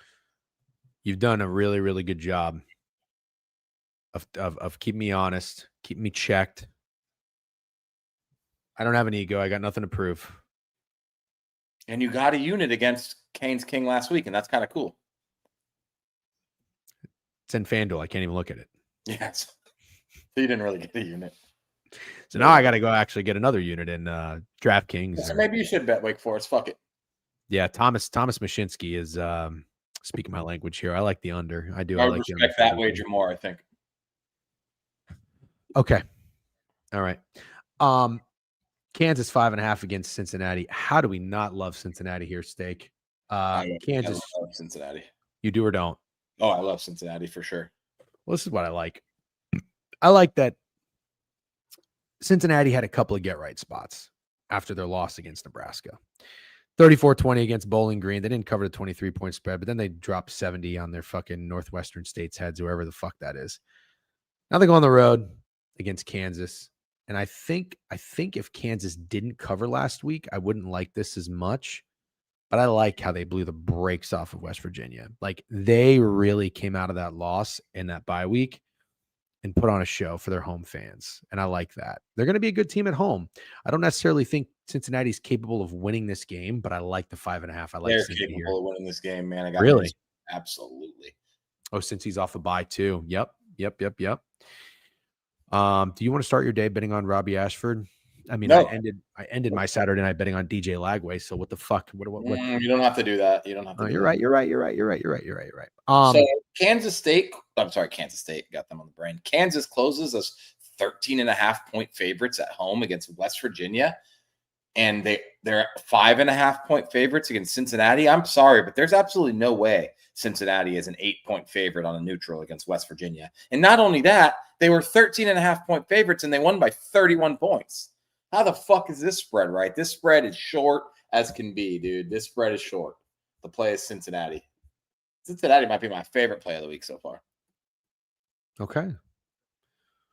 All right. I'm with it. Collab. COLLAB. Find out what it means to me. Louisville. Wow, we're still in the noon slate. Good God. There's no Dawes, there's no interference. Pickett syncs to all the books. It's not a sports book, Pickett. Who's asking that? They're saying it would interfere with any kind of like sports book sponsorship. Dawes. Oh. Yeah, I don't know. They can with a Pickett deal. Seems like confidence. All right. Louisville's -4.5 on the road. Listen, I said part of the reason I bet on Louisville this year is I really like how the schedule shapes up.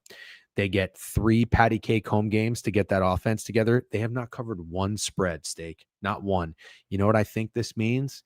I think this means that old fucking Jeff Brom and Miller Moss still got some stuff that they're hiding that they ain't shown anybody yet. And they are going to let it rip when they go on the road and face fucking Pat Narduzzi and this Pittsburgh team. Now, one thing to keep in mind is Pittsburgh is 2-0 at home. They have played Duquesne and CMU. They were big favorites. They did job. They went on the road against West Virginia. They were up in that game, and they blew it. I know there was an injury. I totally understand. I don't know if they're Desmond Reed, I think is his name, the running back. He's very good. I don't know if he's in or out. I like the Cardinals here. I think that I think Pittsburgh is a trap of a home dog if it's at 4.5. What do you think? Total is 57.5. I think I can't necessarily agree with you, unfortunately. I've watched some Louisville football, and I am a Miller Moss guy. Miller Moss's mom even liked one of my comments about her son. So that's pretty cool. We're practically best friends now. But he's thrown 2 touchdowns this year. And Miller Moss doesn't look very good. And I know they've played nobody, and I know they're winning the games, and technically that's what matters. But I don't think Miller Moss doesn't look good because they're playing shitty competition and they don't want to show things. I think it's because this offense isn't clicking very well. And it's not that I'm dying to back a Pittsburgh team that lost to West Virginia, who I think is one of the worst Power 4 teams in the country. But I would be worried about investing into Louisville. I could say that.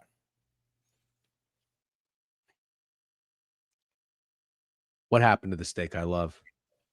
You want me to just back Miller Moss blindly? No. You know what you are? You're growing up. You sound reasonable. You sound rational. You're making sense. You're speaking logic. You're talking about not betting on Wake Forest against Georgia Tech, and now you're not talking about not betting on a Louisville team on their first road game when they haven't really looked that good. I'm trying to make excuses of why that might be. You're getting wiser. You're getting older. Oh yeah. But at least spit on it first. Jesus, very funny. Well, Cam, you didn't let me finish. I was gonna say, I don't give a fuck about all this fucking responsible bullshit you keep talking to me. I'm taking Wake Forest, and now I'm just adding more units to Louisville because I like to hear. Okay, Cam, you still listening, motherfucker? I like to hear like that a guy who loves Moss, who's Miller Moss's mom is liking tweets, is over here saying I'm not sold on Miller Moss because you know what that means? Miller Moss ain't sold on Miller Moss. Cardinal Nation ain't sold on Miller Moss. This is when you go into enemy territory, a place like Pittsburgh. I think they play in Heinz Field, whatever the fuck, doesn't matter. And you let it rip. Miller Moss is going to be an NFL quarterback. He's going to be playing in NFL stadiums. Is he not? Yeah. I mean, if Kyle McCord can make a NFL roster, I don't know. Do I think he's a shoo-in to be an NFL quarterback? Not really. You sound like you're not a Miller Moss guy, and Yeah. I'm getting a little You know what concerned you because just did is what? it was the equivalent to when your girl gets down on her knees in front of you and puts her hair up, and then she turns around and asks you to scratch her back. Yeah, That's what. Yeah. yeah, that's what I did. Yeah, that's what I did. We need to find DGen's 27 units. Yes, we do. Free DGen. Let's spam FanDuel Twitter. Such a Browns type of QB. Hilarious. Saw him play every USC home game. Dude sucks. Well, that's great. I wish I consulted with you instead of this fucking half-ass toe in the water Miller Moss guy before I fucking hammered at Louisville. Miller Moss won't be playing on Sundays for anyone good. That's for sure. Okay, fair enough. Ohio 10 against Bowling Green. No, That's thank you. because he'll be the number one overall pick in the draft, so he won't be playing for anyone good because obviously the worst team in the NFL gets the number one pick in the draft, and I think that's definitely what McGiffin was saying. Oh, I said, I think I said something about sounds like he'd be a Browns quarterback. That's hilarious or something. And then he said that's not hilarious. Maybe. I don't know. I just love how dedicated Bart is to defending the Browns. Vanderbilt 22.5 seems a little short. Not going to lie. CMU, EMU, I got nothing. JMU, Jasso got nothing. Arkansas State, ULM. Got anything on these afternoon games? No. Let's keep it moving. Tempo and pace. Yeah. Just saw We're Penn doing good. State minus 3.5. It's free. They will work Oregon. Oh, fuck. I'm getting nervous about how free that's looking. Oh, boy. Indiana has to go to Iowa after that beatdown at home against Illinois. Ooh, wait. Total of 48.5. After Iowa just dropped 30 something points and after Indiana just dropped 60 on their fucking head, you got a 48.5. But listen, let me say this. That's one of the highest totals you've probably seen for an Iowa home game in a long time. I think there was 2 years ago, we were seeing totals for Iowa in the low 30s. Why do you have that stupid look on your face? Because I know what's going to happen. I know it's going to happen. You're going to convince yourself to bet Iowa. And somebody said Illinois was the most obvious bounce back. Well, guess what I think? I think this is the most obvious spot on the board to fade a team that just beat Illinois 63-10. I think Iowa and a whole ass touchdown. Is it 7.5? Yeah. I think a lot of people will be tapping that button, dude.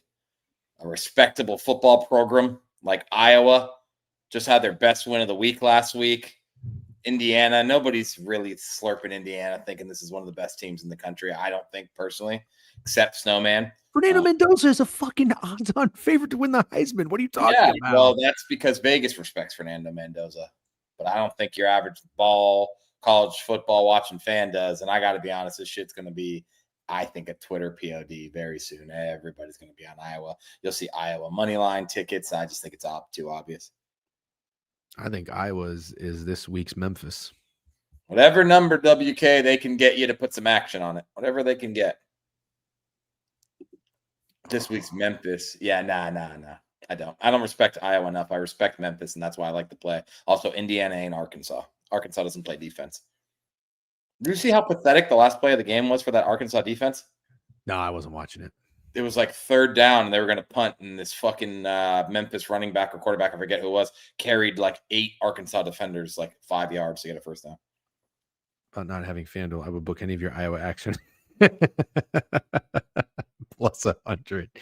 Well, what if I'm taking the money line? I don't want plus 100. I want a little bit steeper than that. I don't want to fade Indiana. You guys talk about, do you really want to bet on Robbie Ashford? Do you really want to do this? You want to do that? I don't want to fade Indiana. That's not what I want to do at 3:30 in the afternoon on Saturday. I'm a sick guy. I like Indiana, and I've told myself the Skronowski guy is not very good. I think he's going to get better with every game. That's why I liked Iowa's team total last week. I ended up just going with the money line play, and they put up the points. That's what we wanted to see. Cali McManus, though, he was balling the fuck out. So yeah, Fernando Mendoza could probably do that. Okay, I think this is the home duping. Ohio State on the road against Washington, 10 down to 8 stake. You see people talking about it. Yeah. Money's coming in on old Washington. Why wouldn't it? I'm someone who just watched Washington late Saturday night, and I watched them look amazing, But Washington State's really, really bad. I do like Damon Williams. I like this team. I don't like them against Ohio State. And I don't even really like Ohio State that much. I truly don't. I think it's an ugly game. I think it's an ugly game that Washington's kind of hanging around in, and then Ohio State just kind of pulls away late. So, yeah, these fucking guys always fucking spelling Ohio. Guys, it's 4 letters. It's 4 letters. You like this OHIO chant? No, I told you what I liked when we were at the championship game. At the we don't give a damn about the whole state of Michigan's a good chant. Like. Yeah, I got. You're right. Washington will be a POD. Saying first noon game or first road game. Give me the first half under. That's what I like. First half under. Yep. That feels 52.5. God, just saying hasn't had to do much. I know. No, he's gonna. I was gonna be rocking. Who's Washington's head coach? Jed Fish. That sounds right. Nobody in Twitter is gonna fucking follow that up with an IO. Don, get over here on Twitch and YouTube. I know you're always lurking. Come watch an ad. Give us a nickel. Damon Williams balling. He's good. He's good. 93.6 QBR. And here at the DGen family, we value college football quarterbacks QBR. We don't know what it means, and sometimes it does not make sense, but I know that a 93.6 QBR is a good thing. So I'm going to push back a little bit, and listen, I'm on your side with this through and through. Yeah, we know what it means now. Okay, and what does it mean? Don't Google it again. We don't fucking know, dude. You said a whole bunch of nonsense when you tell me what it means. It means a whole bunch of nonsense. It's weighted runs created plus no. It factors in situational context, penalties, temperature. So when they like Damon Williams situational plays, is it when he's up 51-24 against Washington State, or when he's up 63-10 against UCD, or when he's up 38-14 on Colorado State? So they haven't played anybody. That's what you're getting at? Yes.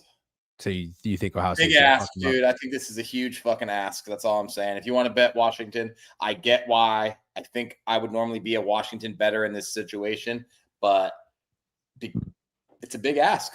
Even though they're at home, I do not care. I think it's a huge ask for I agree. Washington team. Yeah, everybody said, listen, or not everybody said, I'm sorry. Everybody clowns me for watching the spring games. I said this guy's got a baby face. He doesn't look like a powerhouse program quarterback, but he throws a damn nice ball. He really does. He throws a pretty ball. And for that reason, I cannot fade them. I think it's the under in Washington team total under. I like where your head's at. Yep. First half under. It's going to be a DGen POD. I'm sure Beeve will fucking tweet it at some point. And then if it's Saturday and you see me on Washington, just know that I'm trying to be a sharp or a contrarian, and that never goes well for me. Okay. Don't do it. Don't do it. I don't want you to do it. I'm so far away from doing it. I'm just warning everyone now because I've been known to change my mind. How does Baylor not skull fuck Oklahoma State? Oh, speaking of flip-flopping, are you here, Cam, is money? I need to tell you something if you're here, but we'll carry on with the next game. Is Baylor the next game? Yeah. Baylor minus 20.5 against Oklahoma State. Oh, Cam's here. I'm not going to keep. I think you could keep fading Oklahoma State, but this is way too obvious. I did flip flop on Justin Herbert. I wanted to be accountable about that because I was getting flamed by the chat for 2 hours yesterday about all sorts of random things. And I think I went 99-1 against the chat yesterday, which is a really good record. But I did flip flop on Justin Herbert. I officially went from being a hater to a glazer, and that's probably not a good thing for you or him. But yeah, I'm all in on the Justin Herbert train. Okay. Accountability. Good job. W accountability. We appreciate that. All right. I like Baylor in a route. 20.5 is a trap for a home team. I just found out the hard way with Washington State.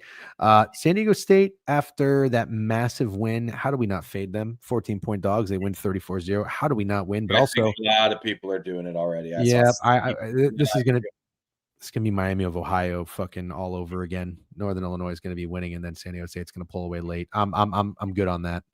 I'm good on that. It's a tough board so far. Good board for a spectator, but a tough board. 14.5 Navy, 3-0, 2-1 ATS against Rice. Rice is pretty good this year, and BC against Cal. Cal after getting their shit pumped. How do you not get them in a bounce back spot? Any thoughts here, Steak? BC's. Wait, what did BC just do? I'll tell you. Did they lose to Stanford? Yes, I think that was it. But did they play last week? They just lost to Stanford. Yeah, no, I'm gonna pass. Okay. Yeah. Oh, dude, we got a good one coming up here. Fuck Miami of Ohio. How about Auburn and Texas A&M? Who's going to want to go back to Auburn? Me. I'm going back to fucking Auburn. Yeah. I don't think Texas A&M is all that in a bag of chips.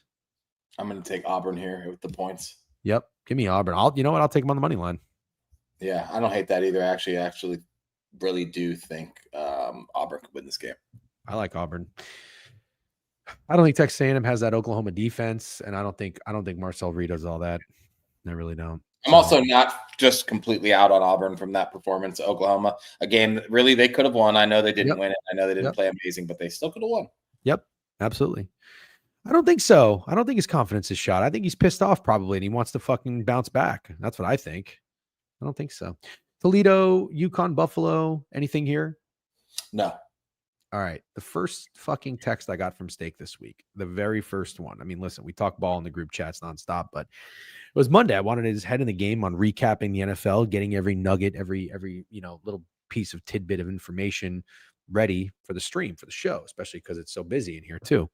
This motherfucker, the first thing he texts me at 7:38 in the morning on Monday is Ole Miss -2.5 against LSU. You've got your eyes on this game. Well, we're Ole Miss investors. I know, but I'm just saying we're investing on other teams too. This game to you has stood out. You're licking your chops. You're loving it. I'm getting worried. Getting worried. Are you? A little worried. I mean, I've heard the one talk about the cover 3 guys. They've been shitting on LSU. They're basically saying LSU looks like dog shit, and they played shit ass Clemson and shit ass Florida. And if they hadn't, they would probably have lost to some other competition. And they do not seem to think LSU is good. And I'm worried. I am worried. This is reeking of a game Lane Kiffin loses.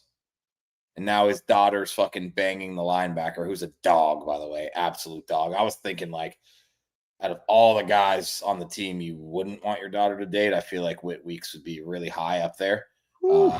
I can't believe that she announced that relationship 3 or 4 days before the game. It feels like a one big joke. It's strange. Yeah, see, the problem is, Special K, is Whit Weeks is not Matt Saracen. Matt Saracen's a good old boy. And I don't love it, man. I'm definitely not betting Ole Miss. I obviously hope they win. I'm not betting LSU either, but I think I lean LSU. I kind of did too, but I almost wondered if that was on purpose and was some kind of FUD or something by Ole Miss. And I kind of agreed with Javon's tweet. I thought it was pretty good. He tweeted that screenshot and said, chess. Ole Miss is playing chess, or Lane Kiffin's playing chess here. I don't know what he's doing exactly. You say fucking Whit Weeks is playing chess? I'm just saying, bro. I guess. They weren't announced as dating. They weren't on each other's Instagram. He was probably like, yeah, you should post that picture of us. I'm kind of starting to get with you now. There might be a new system. There might be a new system developing, a new trend developing, and it's fade Lane Kiffin after he is in Mikey Over's mentions. Yeah. And I am going to fade when he said take the over. I will be fading that. Okay. All right. I'm good with that because I like LSU's defense. Yeah. I like him a lot. Everybody likes LSU's defense for sure. Except fucking MJ. But I understand his point. He's not buying into Cade Klubnik, so I get that. But yeah. Fade Lane Kiffin after his daughter fucks his player. Yep. Kind of into that. No, he didn't fuck his player, dude. Didn't fuck his player. That would actually be a little better, I think. Yeah, you're right. Right. Yes. No. Yes. You got to coach the guy that's fucking your daughter? No, that's no. Oh God, maybe not. I don't know. You want your daughter out there with other teams, not your team. That'd be terrible. By the way, Dawes, you said you had to interrupt me. I don't know what you were gonna say, but I'm ready for it if you want to. Okay, Hawaii Air Force, anything there? No, thank you. Tulsa, Tulane. You know, you'd probably like a Tulane bounce back spot here, but I'm good. Are you? Yeah, it reeks of obvious to me. Yep. Tennessee, Mississippi State. This is an interesting one. Mississippi State 4-0. How about it? Your boy Jeff Lebby. Yeah, fun game, dude. You know, I'll give a warning out to the Tennessee Volunteers. This is a warning from your Gator fan Steak, who's been a Volunteers respecter all year, and I think had a pretty good call on Joey Aguilar, for being honest. Don't sleepwalk into this game, dude. Don't sleepwalk into this game. The cowbells are going to be ringing. Blake Shapen fucking can sling the ball around. This is not the same Mississippi State team as last year, and I would say if Tennessee doesn't absolutely bring their A game, this is going to be a tough game for them. And So 62.5 might get a shootout. So I have a question. Do you think that Mississippi State has been so good they're going to be a trendy dog? Not sure if we've gotten there yet because Tennessee is a stupid kicker away from being 4-0 with the win against Georgia. And I actually think many more people would probably have the takeaway that Tennessee's good than Mississippi State is good. But it was a big win against Arizona State, even though it's kind of a miracle. And no, I do not think so. Okay.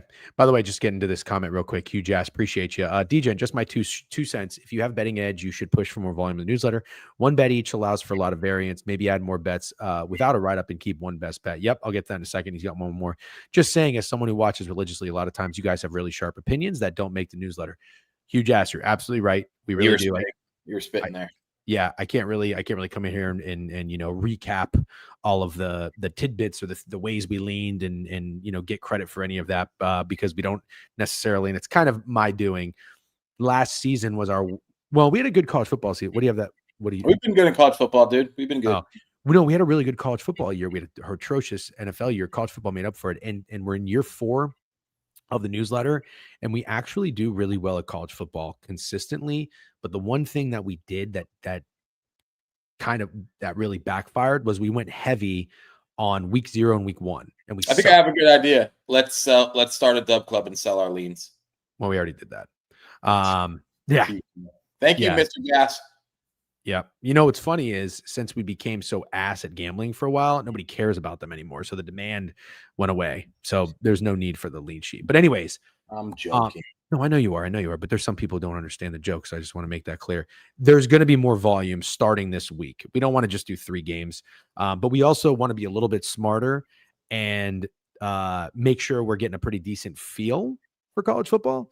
And I think we are. I think we're getting a good read. And for what it's worth, Steak and I disagreed on a couple of big spots last game. I think Steak, I kept us off one that you liked. I don't know if it was Memphis. Could have been Memphis. No, it wasn't. I like Memphis. It was. Doesn't matter. We have each other off some good ones so far this year. Steak kept Florida out of the newsletter. Thanks. But then I wanted Syracuse and he wanted Clemson, so we clashed a little bit. No, I didn't want Clemson. I absolutely talked you off Syracuse, and I take my L for that. I never was betting Clemson at any point whatsoever. You can rewind the tape. Okay, you didn't bet Clemson that day. No, absolutely not. I don't need to rewind the tape. That's all I need to know. Clemson again for the remainder of the fucking year. Okay, I highly doubt MLB will be talked on here. KP, yes, don't forget about the MLB. Yeah, very funny. But we are going to up the volume, though. I just want to let you guys all know that in the newsletter. So appreciate you subscribing and reading them. Thank you, huge ass. Okay, Old Dominion Liberty, nothing here. We're in the night slate now. We got about 2 more minutes. Oh, geez. Oh, we're going on Owner's Box today. I totally forgot. Let me go retweet. Oh, that. I forgot too. I'm so glad you said holy fucking. I know, and I got such fucking bad sleep last night. I am struggling, but I'm gonna push through for our Canadian lads. Good dudes over there. Hold on one second. Where is the tweet? There we go. Lines at lunch. I'll rate them. Don't worry. Make sure they go live in a little bit. Going over to Owner's Box and we'll hang out and chat. Okay. And there'll be no stream tomorrow. I'm going to the Ryder Cup with Pranav. Looking forward to that, nice and early. And then we'll resume on Thursday. We'll get BK in here to talk some golf, and then we'll talk NFL with Greg. Okay, Arizona, Iowa State, Steak, Jacksonville State, Southern Miss. You got anything here? No, but Arizona State, Iowa State, Rocco Beck, Noah Fafita. Sounds like a fucking real good time, honestly. Both teams are undefeated. I don't think this is a game to overlook. I don't really have a lean right now, to be honest. If anything, I think the total looks a touch low, but agreed. I'm definitely interested in watching this game. I think if it's low, that means Iowa State's defense stands up.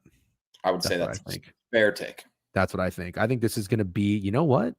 I think this is going to be right around the number. I hate to be that guy, but I could see this being a fucking 27-20, 26-21 game. I think it just squeaks under. I like that. I might play that. 26, hey, 26. There you go. Giving you some love. NC State, Virginia Tech.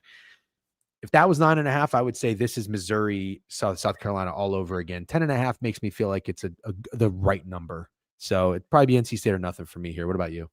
Pass. Okay. Here we go. This is probably one of the games of the night. Well, Memphis FAU. I mean, nothing there, but that's kind of short, isn't it, for Memphis? Yeah, FAU's got Caden Veltkamp, but he has not been good this year. I think he has 7 interceptions in 3 games.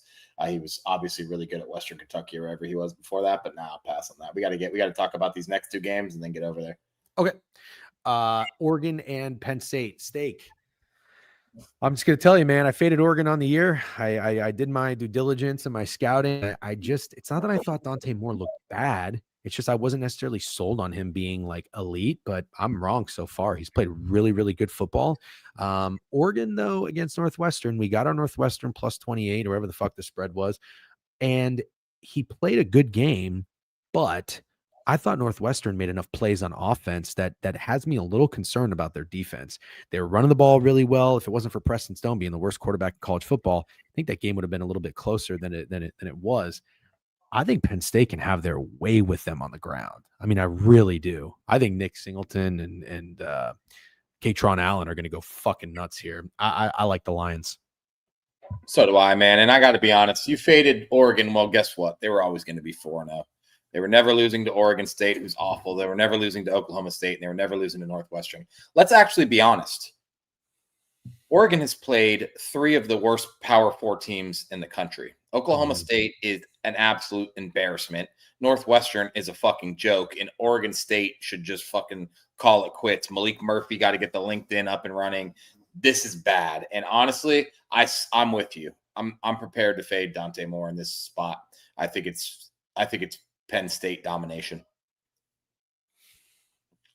Let's fucking ride. Hate it because I'm not a Penn State guy. I hate it too. James Franklin never wins these types of games. Well, guess what? I think this is where Dan Lanning goes in. James Franklin looks like a good coach, and then we were reminded that he's not a little bit later in the season. Penn State played great teams. Yeah, that is very funny. They have not. No, the FIU and the. Yeah, I mean, I don't even think Penn State's left. Yeah, they even had a road game. I mean, it's such a joke. They are. They're absolute ass clowns. I want to be bro. How funny is it? They haven't covered any of the big spreads, and that's kind of what James Franklin's notorious for. Very funny. Okay, yeah, I like him. I like Penn State. You see what I'm saying? He hasn't covered up any of the big spreads, and that's what he's notorious for. You know what 100%. else he's notorious for? You know what else he's notorious for? What? Losing games like this. Yep, it's gonna be the opposite. Everything changes. Everything changes eventually in sports. You know what I mean? So, all right. Third rock from the sun. I don't really know why I said that, but you get what I mean. Stanford against San Jose State. Yeah, it was. Georgia against Bama. That's a game worth talking about. And then that's where we got to go, I think, and then probably get over there. Yep. I mean, brother. Or as my Colombian father-in-law always says, brother. I'm gonna tell you right now, I like your Crimson Tide. Yeah, I know. God, I think everything's cooked if I don't get this. This is Texas Tech, Utah. That's what it is. Well, if there's anything I learned from Georgia, they're certainly beatable. Alabama's winning this game. I hope you're right. I think they're going to be trendy. Do you think Bama's going to be trendy? Yeah, I do. Kind of do, man. Kind of do. But we'll see. We'll see. This is not what I'm placing a wager on today. I was excited to hear what you had to say about it. Obviously, how I am going to bet the game. I'm not going to go with the corny ass I'm already invested line for this game. It's too big of a game. But I'm nervous. Very, very nervous. First time in the Kirby Smart era that Alabama's coming to Sanford Stadium. El Daddy, thank you for the nugget. Wow. Well, if it means anything, I mean, there's $73,000 wager on this game. This is nothing, but it's pretty 50-50 so far. Yeah. I don't know why I did that. Sorry. I don't think there's going to be a shootout necessarily. Actually, maybe they won't be trendy, dude. Maybe people are not picking Kalen DeBoer to beat fucking Kirby Smart in Georgia. I lied. Maybe they won't be trendy. I don't think they are. -3 is money line. Georgia to win sounds kind of easy to me. Nobody trusts